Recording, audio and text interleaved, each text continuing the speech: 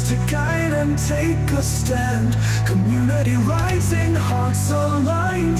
In this moment, power's redefined. It's in the ballot where we belong. Every vote builds a nation strong. Your council, your board, your mayor in line. Together we shape this land divine. It's in the ballot where we belong. Every vote builds a nation strong. Your council, your board, your mayor in line. Together we shape this land divine.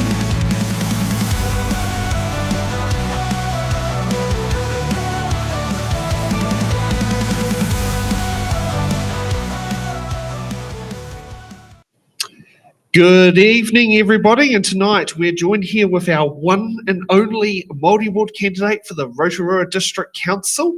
So let's kick off the opening credits, and then we'll have a good old one-on-one with Metapeka.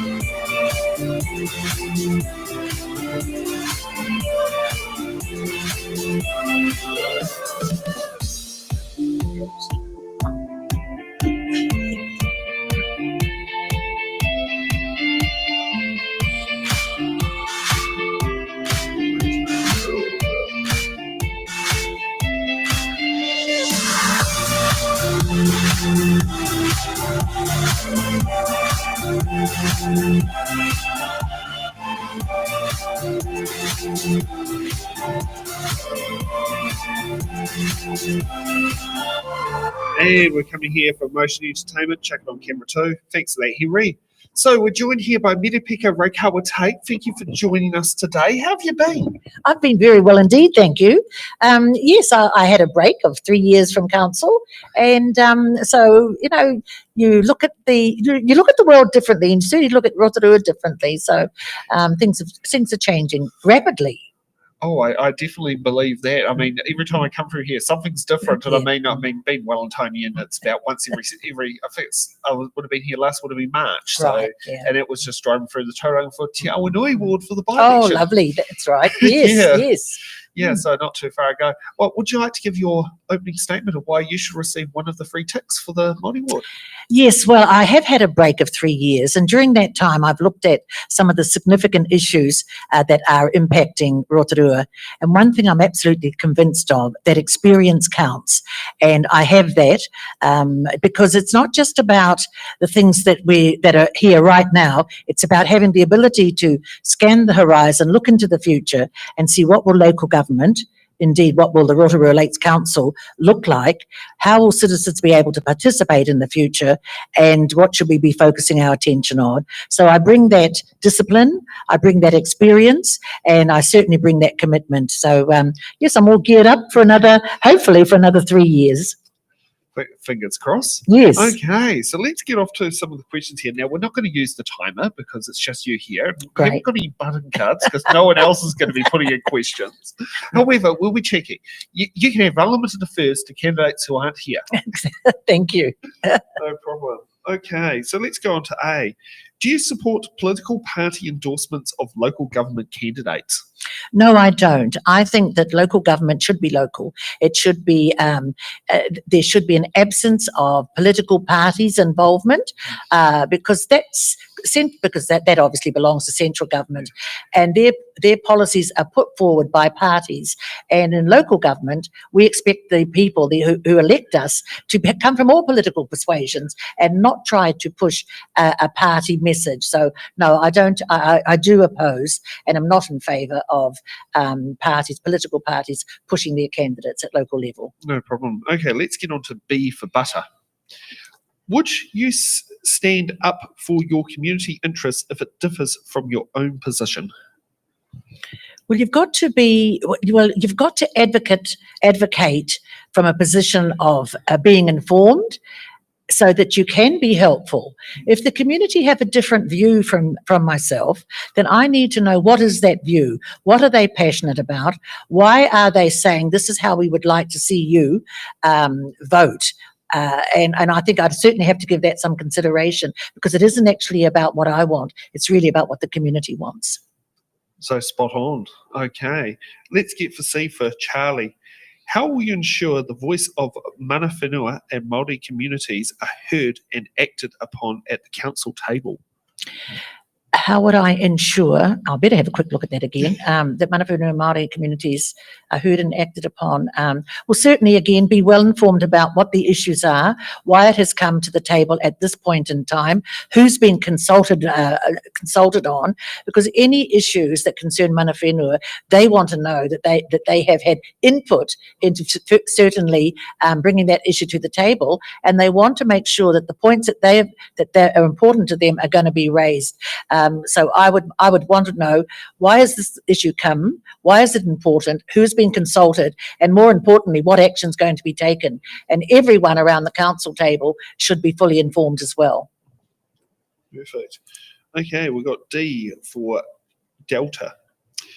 What does genuine Te Tiriti partnership look like to you, and how will you advocate for it at the council table? Well, genuine Te Tiriti partnership means that actually council does understand that council does have an obligation, being a local authority, that we do have a responsibility to understand that the treaty partner will have a different view on many things. We will want solutions to some of the issues that we believe are important, and we want those issues taken into consideration. We'll want to have some say in developing the solutions. And so it's really important that you're talking to people, that you understand why they may have a different worldview, and taking that into account, and not thinking, for goodness sake, that it's a one-size-fits-all, because it never is, and certainly not if you're coming from a treaty perspective. So spot on. So spot on. Okay, we've got E for Echo. How will you ensure equitable access to council services for Māori communities? I think from time to time we do need to run the checklist over some of the services, possibly not all, that are provided by council, to ensure that they are fit for purpose for Māori. And is it actually what Māori would want in terms of a solution, or in terms of being consulted with? So it is about understanding that, again, it's not a one-size-fits-all, and there is a Māori worldview that council should be taking into consideration, even at the early stages of designing perhaps a service or a solution, and bring the input in as soon as possible. Yeah. Okay, let's get to F for Foxtrot. What practical initiatives would you support to improve the well-being of Māori in areas such as housing, employment and health? Well, those are all well-being issues, housing, employment and health. And we need to know that when people are well, and when they're well connected into their communities, they feel valued. And so we have to, I believe we have to ensure, first of all, we should be thinking about, what is central government doing? What are the government agencies doing? I mean, why should we have a housing crisis in our city? Indeed, even a health crisis as well. So, what are these things? What is central government doing? A lot of money coming in just to put a Band-Aid over the problem. And so I think we should be, as a local government, we should be working closely with central government to say, these are the issues. We know our population. We know our community. Let's work hand in hand together to come up with some real workable, livable solutions. Now, not on topic of that one, but what happens if you get a minister who thinks, say, like, as a Wellingtonian myself, I used to get offended with Simeon Brown, the MP for Pakuranga, trying to tell us how to run our council, and that was evidence with that. What happens if you have a minister who decides they think they know better from, say, Pakuranga, or we could say Wellington, who thinks they know better for Rotorua, and get it horribly wrong? I think that's a very good question, because I think that we know, as councillors and the mayor, we know our community best. We know the solutions that our community can live with. And I think central government and those members of parliament should butt out and leave us to do the business that we wanted, that we know will suit our purposes best. I mean, central government, members of parliament, they've got enough crap to be dealing with in their own backyard instead of looking at ours and saying, we know the answer for you. 9 times out of 10, they do not. They mess it up, and then local authorities have to clean it up. I've seen that so many times. Yeah, I've seen it so often. Okay, let's go for G for Geyser, since that's a bit more appropriate for here than golf. What is your plan to strengthen Te Reo Māori and tikanga in councils, operations and public spaces? Well, I think we're lucky here in Rotorua because obviously tikanga and te reo are part and parcel of Rotorua. We are a bilingual city. We have that status already. And I must admit, when you've got 42% of your population who are Māori, they're saying that our language is an official language. We want to ensure that it is given every opportunity to be spoken in public places, and these public places belong to Māori as well, belong to everybody in the community. So I think it's about making sure that we take, as a council, every opportunity to celebrate te reo and tikanga, not just say, oh, well, can we afford it, or we'll just add it on if anybody asks for it. No, damn it. No, put it in right from the start. You know, be proud, you know, loud and proud. Te reo, tikanga in Rotorua, that's for sure. So it's definitely not an optional extra. It's not an add-on, an appendage, no way. Okay, we've got H for Hapu. How would you ensure community facilities and services meet the need of growing and diverse populations? Well, Rotorua does have a diverse population, and that diversity is growing year by year. So we do have to say to our diverse communities, you know, what are the open spaces that you and your family would like to share and be a part of? What are the community facilities that we could better provide for you, or perhaps in some way change or amend that would suit your purposes better? The other thing I think for diverse communities are our facilities affordable for them. That's sometimes an issue that keeps diverse communities away or not engaged. The facilities are either too expensive or they're perhaps not even user-friendly and diverse-friendly enough for some of our communities. I can actually certainly relate to that when it comes to budgeting for it's in the ballot and trying to find a venue when you're not a local. You don't know about the little town halls and that sort of thing. And that's, I'll be honest, I don't regret coming to Motion Entertainment. I think it's a fantastic facility, but I'll be honest, it ain't quite the Tawa Anglican Church at $50 highridge, or the Kelson Community Hall at $10. It's doing it on there. On some good news, Bay of Plenty Regional Council are funding these It's in the Ballot shows. Great. Well, and good on them for doing so. Yeah. Because I think they're interested in making sure that the more people who can see, the candidates and what their views are, the better. So, yeah, kia ora to them. Yeah. No, they've done very well headhunted. They kind of headhunted us, saying, we're offering these grants and we see you're going to do this. How can we help? And I'm very pleased that they have. That's great. I mean, that is really great. Yeah. That's something that's to be applauded. Yeah. Okay, we've got I for Igloo. How can the council contribute to civil defence and emergency management in our area? I think that is a key role of council, because during an emergency or a civil defence, event, people do look to the civic leadership. They do look to council to step up in times of emergency, to be able to communicate well, to be able to communicate early and just say, we are concerned for you, we are doing everything we can, we're putting plans in place, and so, you will be hearing from us.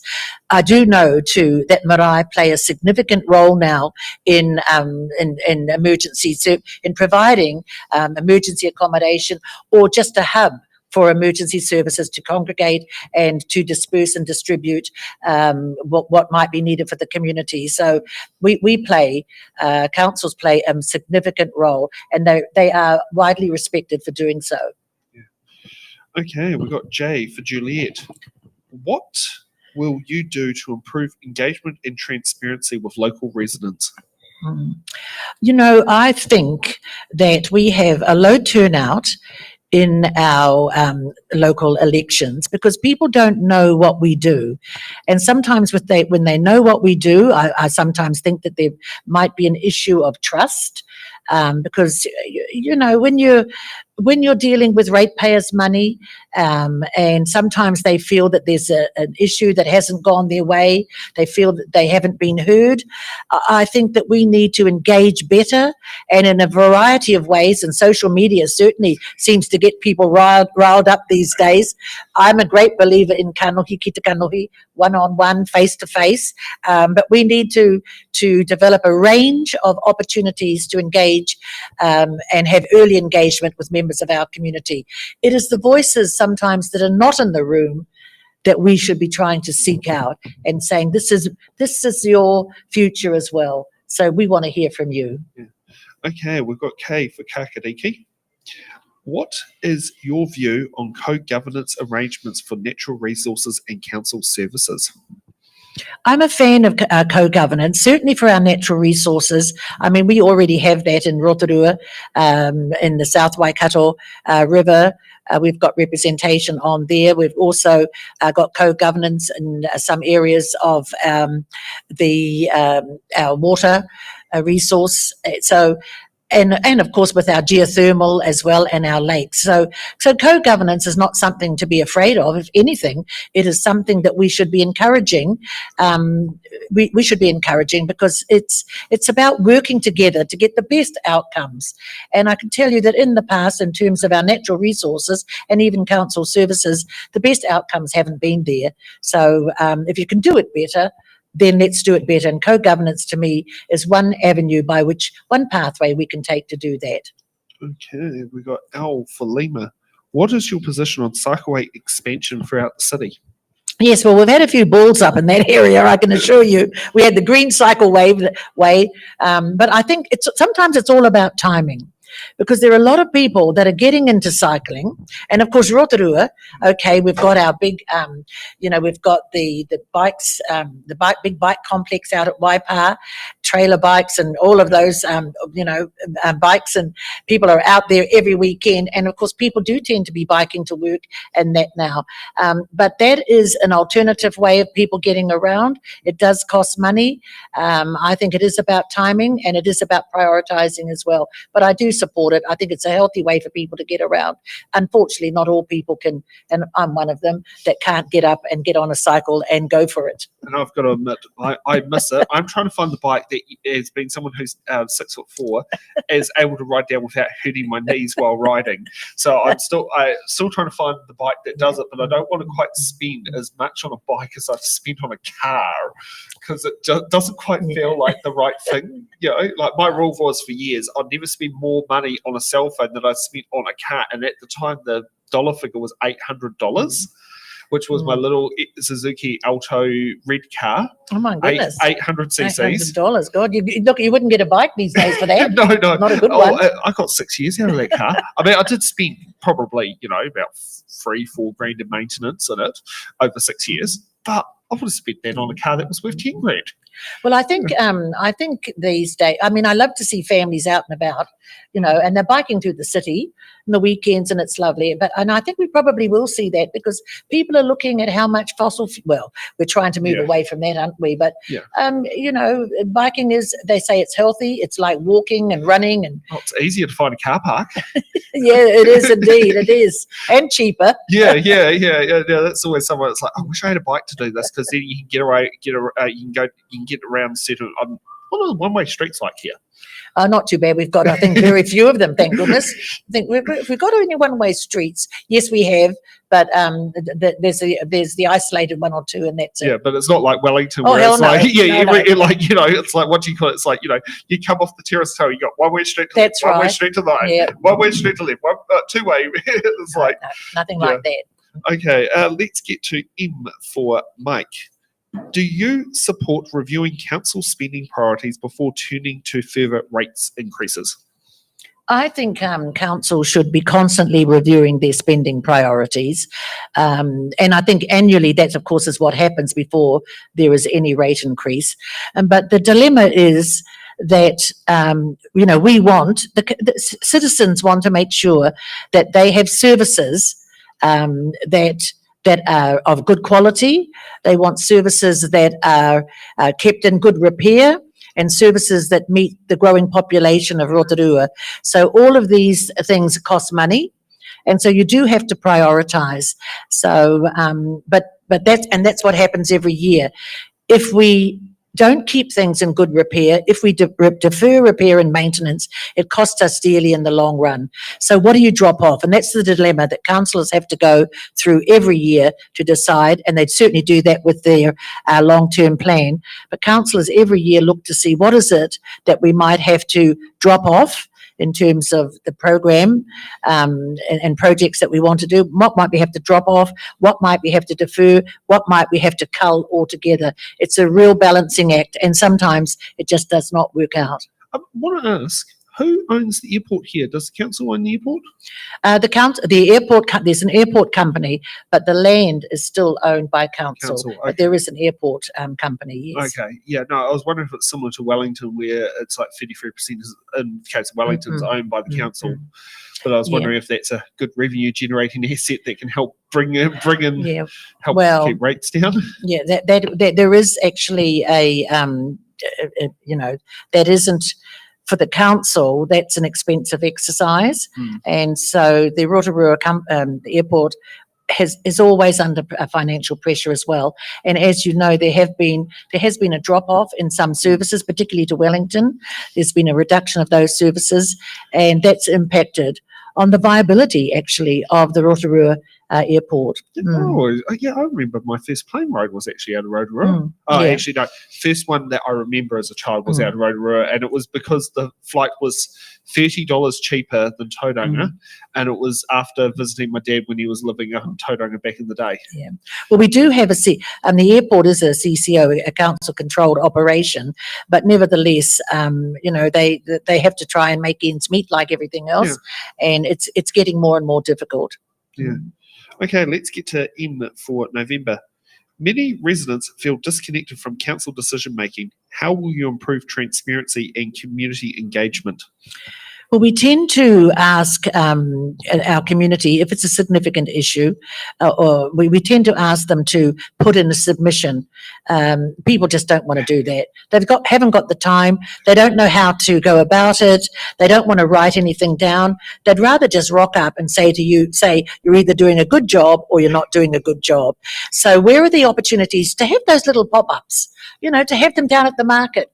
Once a month, have council staff, a few councillors, put a rotating, schedule there for a few councillors to go down and be at the market and just say, hey, we're thinking about changing this, or we're thinking about adding this, or we're thinking about doing something else. What do you think? Have a little clipboard there and say, we've got 27 replies and everybody said, what a crappy idea. That'll soon give you an idea of what you think. But transparency is really important.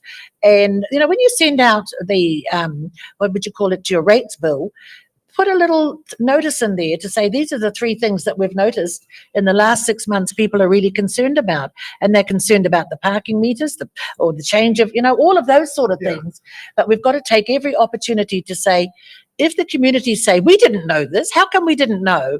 Then that lies, and the problem there lies with council. I think that's actually a really good place to actually put in, upcoming submission stuffs into the rates bill because it doesn't cost that much to print off that extra page or two. You're still going to be spending the nearly $3 to post a letter out these days, because it's, goodbye the days of being 40 cents. And so that would actually be a good way to say, these are what's coming up. This is what the submissions are. Get them in, and hopefully that could lead to more engagement. Well, I think these days we always say, would you like to get your annual invoice, or your invoice, or your quarterly invoice by email? Yeah. And that's because of convenience for council. Yeah. Now, a lot of older people, they would always prefer to see the envelope come in their letterbox, open it and think, oh, got to put that right, stick it on the fridge, I'll remember to do that, Yes. and that sort of thing. And so there's that that's demographics in Yes. Rotorua, because we do have a high percentage of older folks, and so we want to make it easy for them as well. It's not always the most convenient for council that actually is the most convenient for the ratepayers. Got to remember And that. you're so right. And my grandma's actually does find it annoying receiving her phone bill by email now. Yeah, yes, yeah. Whereas, she was from the days of where it was always posted, and it's no longer the case. I think the power bill still was posted to her, though.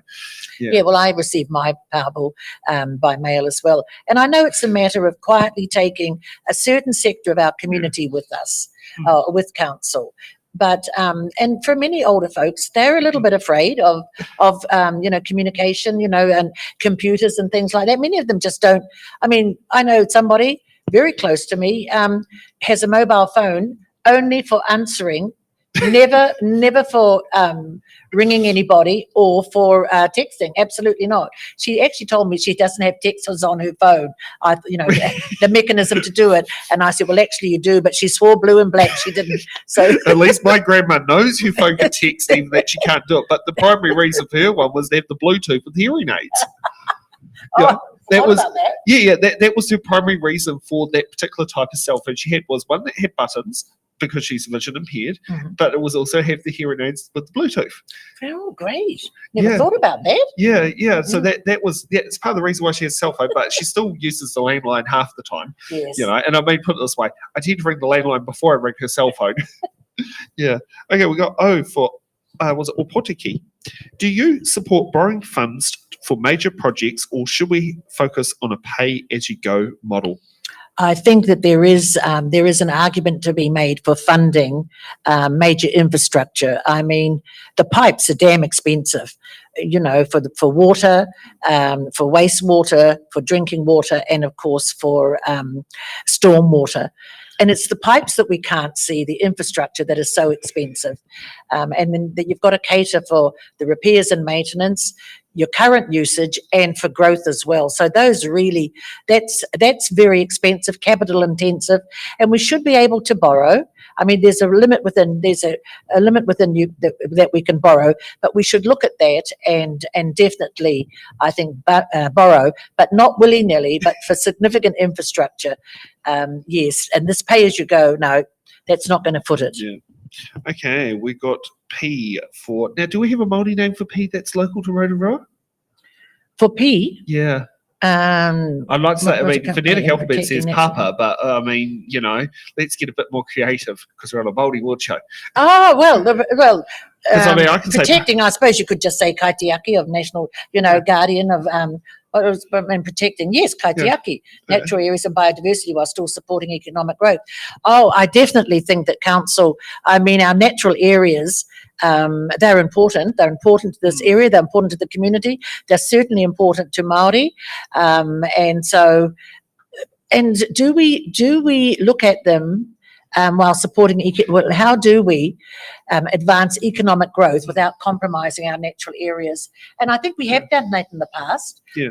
But I think you've always got to weigh up and have a look to see if we're going to develop an economic project, will there be a downside? Will there be impacts that could negatively impact on the natural environment? And if so, do we proceed? Do we put conditions in that might mitigate, the impacts? Or do we just say, no way, not at all, this is not for tampering with? And those are big questions that we should perhaps consult more widely, and shouldn't just be left to council as well. But to me, our natural environment, once it's buggered, it's buggered. So try not to do harm. That would be my argument. Okay, we got Q for Quebec. How will you ensure that Māori heritage and waihi tapu are protected in urban development projects? Well, if they're in urban development areas, then they should be identified. Sometimes there is a secret file that councils have, and I say a secret or a locked file, where waihi tapu are noted. And so if there is anything happening in that area, they will know of that. They might not necessarily say what it is, but they will say this area needs to be preserved because there are areas that are significant to iwi Māori or to Te Arawa. So we do have to protect those. Urban development, yes, that's going to be quite big on the, in the future, this increased urbanization. So we've got to make sure that all of these areas that are important are documented, are known to council, and certainly known to the iwi councillors, to the iwi representatives that sit around the table. Okay, we got R for Rotorua. How will you balance housing intensification under the district plan with preserving the character of the city suburbs? Well, intensification, we want people to be housed, let's be honest. We shouldn't have a housing situation in Rotorua, and we shouldn't. But we are a low-wage economy in Rotorua, so intensification, which means putting another house at the back, and our sections in the older homes are that big.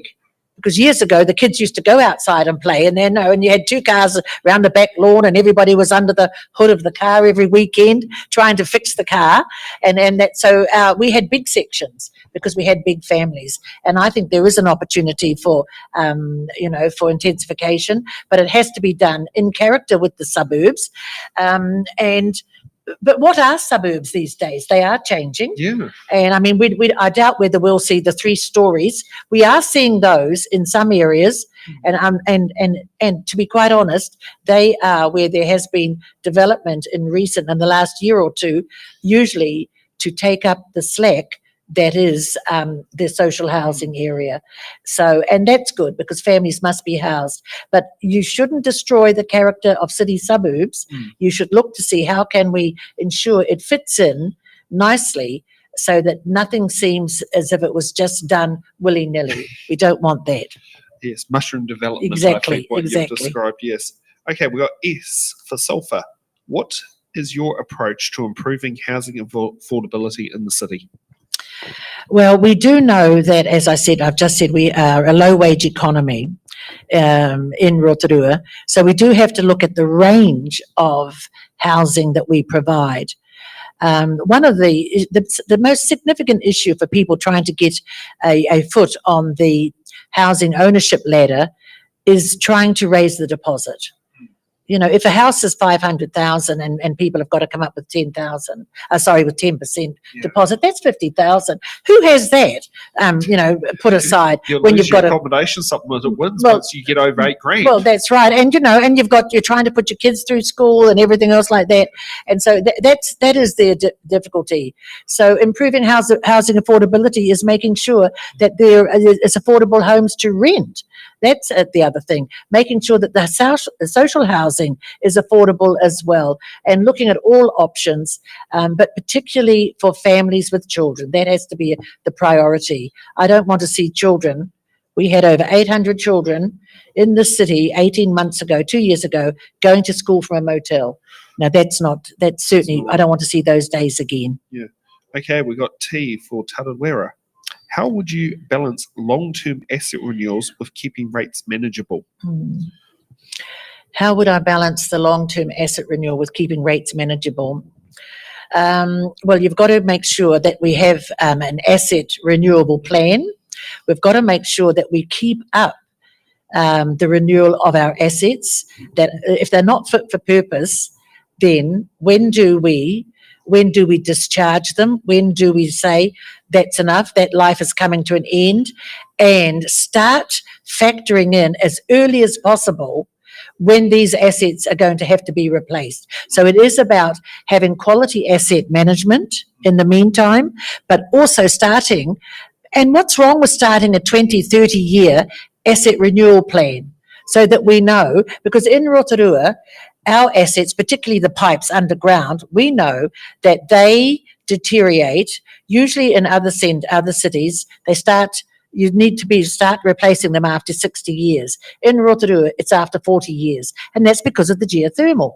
So we need to have our asset management renewal plan up to scratch, constantly renewed, and also making sure that we do the renewals as soon as they come up. and God not defer them.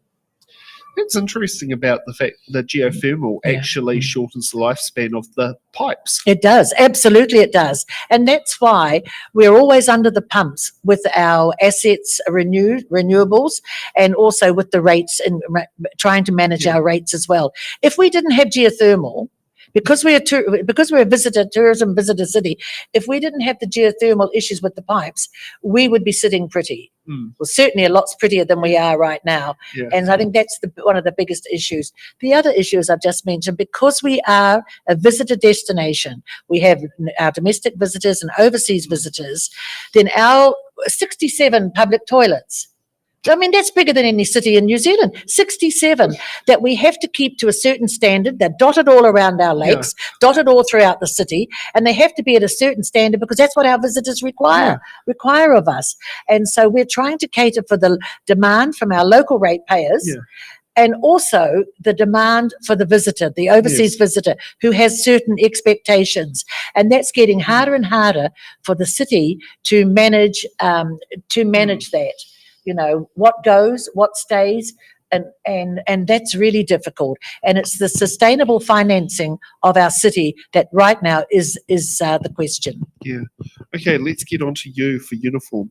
How would you embed Kaitiakitanga?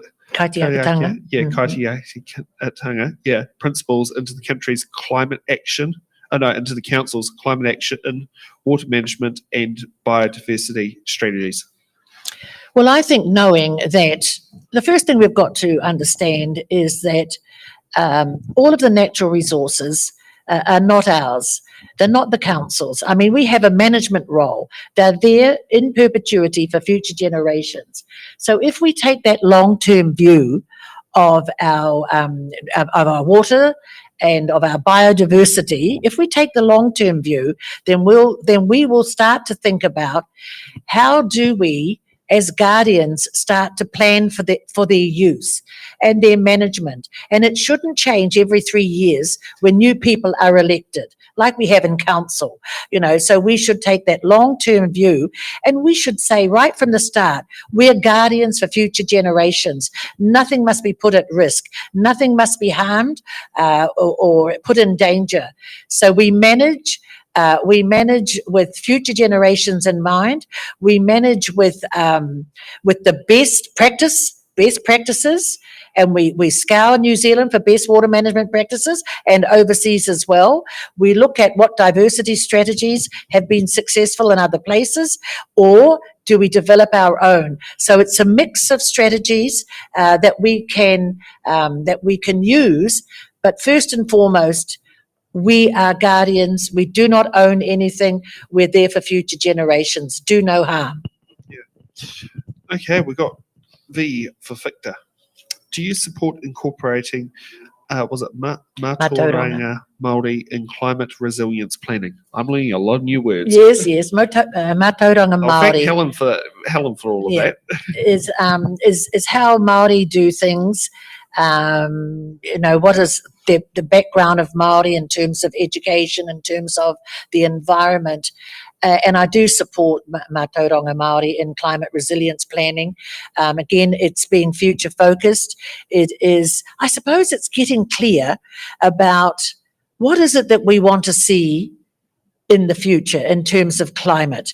We want to see, we don't want to see the impacts of climate change. We know what they are now, and now we've got a very vulnerable climate now. So we want to make sure that everybody values the environment, that everybody has a say in how we manage the environment, that we certainly take a very holistic view of how we keep the environment safe and look after the environment. And right from the children right up, we should always be looking at our own actions. We can look at the council, yes, and say, is council doing the right thing? But are we doing the right thing? Are we doing the recycling at home? Are we making sure that we don't waste water? Are we making sure that we just don't throw anything in the dump that shouldn't be in the landfill? So there's a whole lot of ways. And Māori have always said that water and land are precious. Of course, Papatuanuku, the land is precious. Wai is precious. And so we think very much about we don't harm it. We make sure that we respect and value it, because it's got to go on and on for future generations. It is actually about showing respect. Okay, we got W for whiskey. What experience or skills do you bring to ensure sound financial governance and decision making? Well, I've had many years of governance experience, and that does include financial governance as well. I was elected for 12 years as a member of the Rotorua DHB, District Health Board. I was 11 years elected a Lakes District Council, and I've been 9 years on the Rotorua Trust. And all of these are significant governance roles. But what it does give you, it gives you an opportunity to be well connected into your community, and you know that the decisions that you make can have an impact on the community. So you think long term, you think strategically, and that's the experience that I bring. I mean, I know that people have to start somewhere, but right now I think it's necessary to have that institutional knowledge that I have and that sound business background of council. It's really required now, because central government is starting to eye local government. They're wanting a say in the operations of local government, and I would prefer them to butt out because they don't have any, they don't have the drop on us on solutions, and I want us to be able to chart our own way. And because we're unique in Rotorua, we've got a high Māori percent of population, Māori ratepayers, and certainly our big trusts and corporations. Māori are the biggest ratepayers in Rotorua, so it can no longer be about us without us at the table. Henry, are you able to hit the hard-hitting questions graphic, please? The video.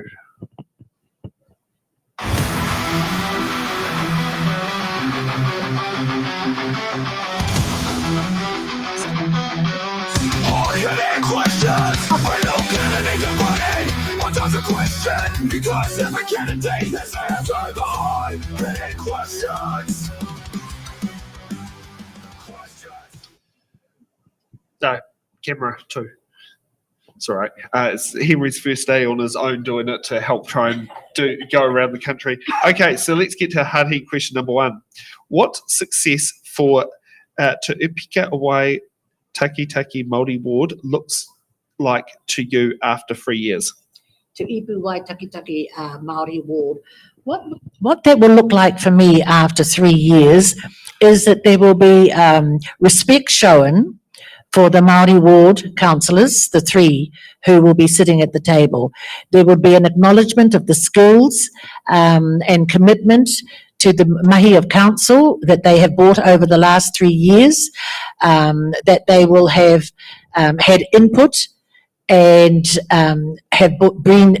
that they will have brought the real voice of Māori to the table, that they will have brought a different lens that perhaps in the past hasn't been there as vocal as it might have been, that they will have been taken seriously, and that they will just be seen as members of council who have the added value of knowing tikanga Māori, knowing te reo Māori, knowing what the issues for Māori are, for iwi Māori, for te aroa are, and they will have been staunch advocates for Māori, for the Māori ward, te Ipu Wai Taketake Māori, that they will have been staunch advocates and that their presence will have been felt. So that's how I see. I think people will just say, we'll always want the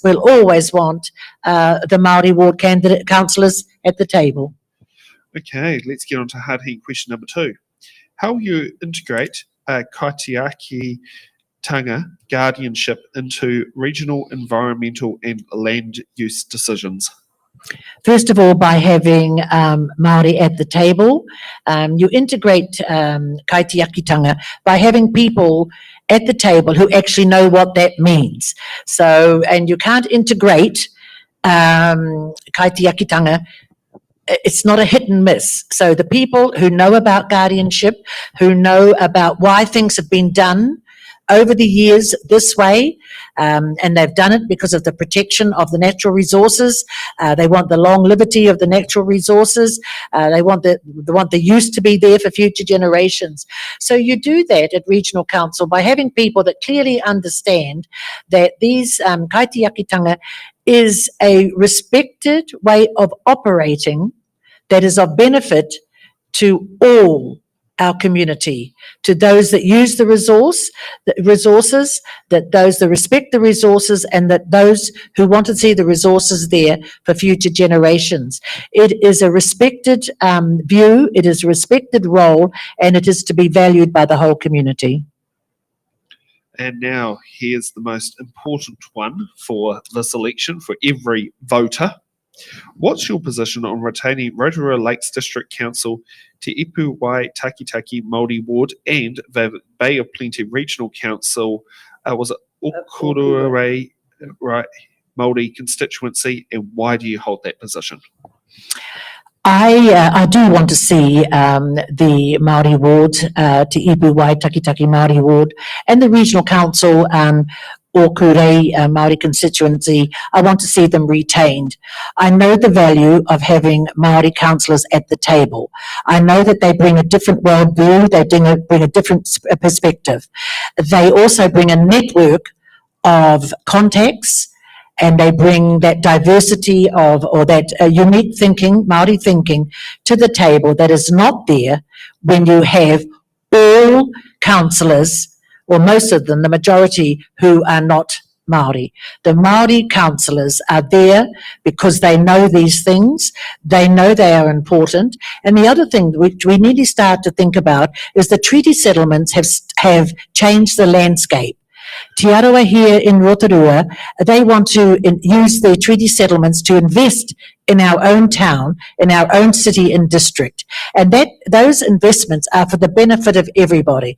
But they don't want to do that without being at the table where those decisions are being made. So it is no longer about Māori in our area without us being at the table. There is nothing to fear by having Māori at the table and everything to gain.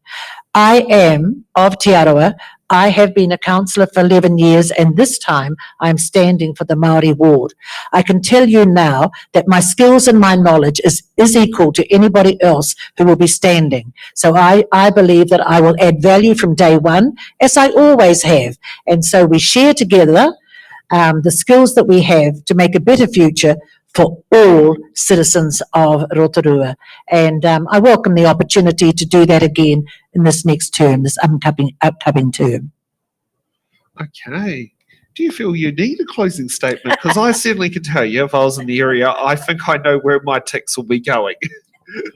I'll just briefly say that being a councillor isn't a popularity contest, and I would like our ratepayers and those who will be voting in the election next month, I'd like them to understand that it's not who you like that you should be voting for. It's not whether you like Merepeka or whether you like any other candidate. It's about who you believe can do the job. And that's the most important thing. It's about somebody that you believe will stand up, speak up, and advocate for our city, advocate for all people in our community. It's not just for those that are well-heeled and that are always turning up and speaking up. It's for everybody. It's for the quiet people that sit in the corner and hope you will understand their point of view. It is for the parents and their children who love this city and who are depending on you to speak up on their behalf, because they so often believe that they don't have a voice. So that's why it is important not to vote for the people that you think, oh, because they're popular and they've got a name. Vote for those who will show up, stand up and speak up. I'm Merepeka Raukawatate, and I'm standing in the Māori ward for the Rotorua Lakes Council. I would like your vote because I believe now is the time that we should be speaking up for the citizens, all citizens of Rotorua. Kia ora. Okay, thank you for that. And just to put some clarification out there, the Bay of Plenty Regional Council thankfully haven't been forced to have a referendum this local body elections, but it's great to maintain that it was it Orkidea Māori constituency should stay at a representation review, which I mean, I don't know what Bay of Plenty Regional Council cycle is, but yeah. Yes, well, I think every 6 years And I'm not sure there is a which- review, but that was enacted by an act of parliament, and so that Māori constituency can only be removed by an act of parliament. So they're fine. Good. That's good. That's news. good to hear. Yeah. I wish other ones were like that, but yes, no. So I do fingers crossed to Whanganui Atara Māori Ward, which is my local one, is also remaining after the election. And listen, can I just say thank you very much for what you're doing. I know that you're travelling around, and in the next week or so, the Bay of Plenty and to other places throughout Aotearoa, and it's a great service that you're doing. You're informing people, you're showing up, you're giving candidates the opportunities to speak up for their community, to show what they represent and their thinking on various issues. And I want to thank you very much because we need more of this, and you're giving us that opportunity. No Kia problem. ora. Thank you for that. And just for those who are watching now or later on, if you're watching live, if you want to help contribute to the cause, you can always give us a super chat, or if you're watching later on, a super thanks. And you can also head to our website, it's in the ballot.nz, and click on donations if you'd like to donate money direct into our bank account. You can also donate to our Give a Little page, or you can buy an Eventbrite koha ticket or an Eventbrite admission without koha to help keep these It's in the Ballot shows going. Thank you, Merepeka, for coming today. Thank you. And I was going to say, we'll be back at 7 o'clock.